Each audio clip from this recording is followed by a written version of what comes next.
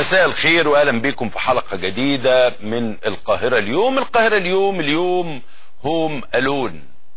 ساعات الزملاء بيختفوا لأسباب غير مفهومة، ولكن أنا النهاردة هوم ألون، ففرصة إن أنا أتكلم. أنتوا عارفين بقاش عندي فرصة إن أنا أتكلم، فالنهاردة فرصة إن أنا أتكلم. في معايا خبر عايز أقرأه لحضراتكم، وأنا دايما بخص الإخوة في القاهرة اليوم مشاهدين بأشياء هم يحبوا يستمتعوا بيها. طبعا هكلمكم عن الضبطية القضائية ومش عارف ايه وبتاع كاك والحاجات دي وازاي، والمرشد اعتدوا عليه في سيتي ستارز، حاجات اللطيفة دي. بالمناسبة ازاي تبقى حاكم في دولة وما تعرفش تمشي فيها؟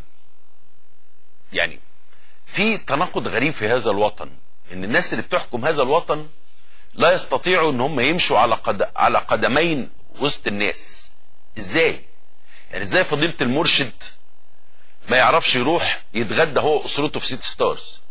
ازاي هو غير امن وسط الناس؟ يعني ازاي الناس اللي بتحكم البلد، الناس اللي المفروض محبوبة، الناس اللي تم انتخابها شرعيا ورسميا، الناس ديت مش محبوبة، غير امنة، اما يروحوا يصلوا بيصلوا بحراسة. ناس منهم انا اعرفهم عمرهم ما كانوا ليهم حراسة بقوا بيمشوا بحراسة دلوقتي. يعني اغلب قيادات الاخوان والحرية والعدالة بقوا معاهم حراسة.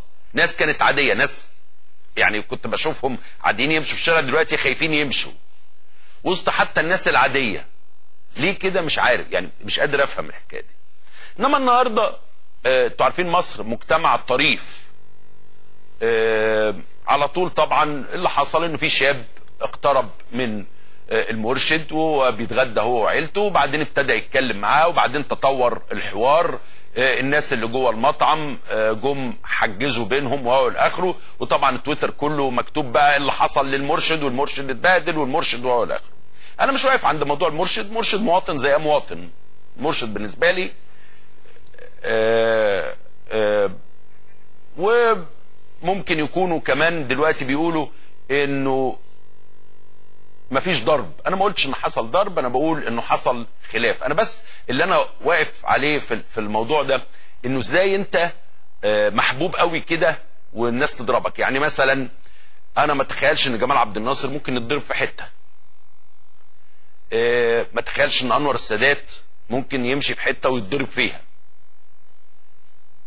ده كان ممكن يتضرب، اللي بعديهم ده كان ممكن يتضرب، خصوصا في ايامه الاخيره كان ممكن يتضرب في حتت يعني.